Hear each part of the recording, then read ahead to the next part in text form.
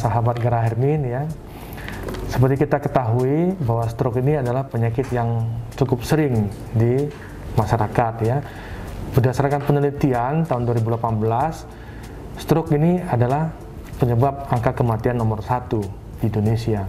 Maka kita harus lebih waspada, kita harus lebih aware terhadap kesehatan kita. Kita tahu bahwa stroke itu punya gejala ya. Dan gejala ini cukup gampang diingat dengan slogan segera ya.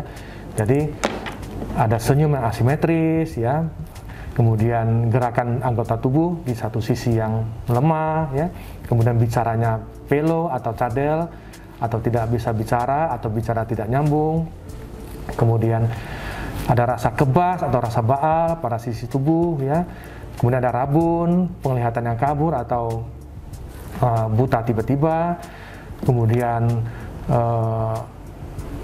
sakit kepala yang terjadi tiba-tiba ya. Sakit kepala ini yang belum pernah dirasakan sebelumnya, kemudian ada sempoyongan ya atau gangguan keseimbangan.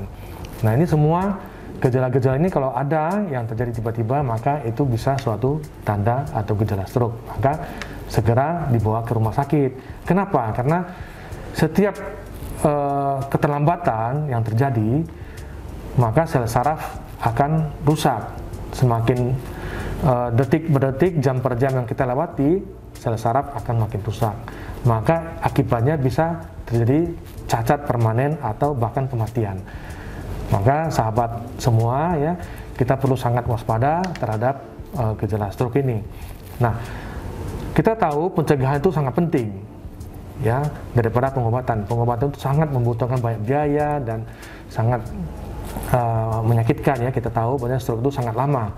Nah, pencegahan yang bisa kita lakukan ya dengan slogan cerdik ya. Kita tahu cerdik ya, cerdik C itu adalah selalu cek kesehatan secara rutin ya. Kemudian enyahkan rokok.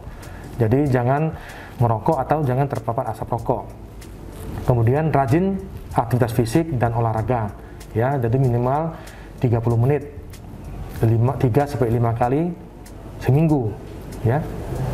Kemudian diet gizi, diet sehat gizi seimbang. Jadi diet sehat ini artinya makanan kita lebih banyak serat, buah-buahan, sayur-sayuran, kurangi junk food, goreng-gorengan, lemak ya.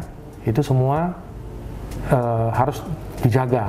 Kemudian istirahat yang cukup. Nah, ini penting ya. Jadi kita harus punya waktu istirahat yang cukup. Jadi minimal 6-8 jam satu hari.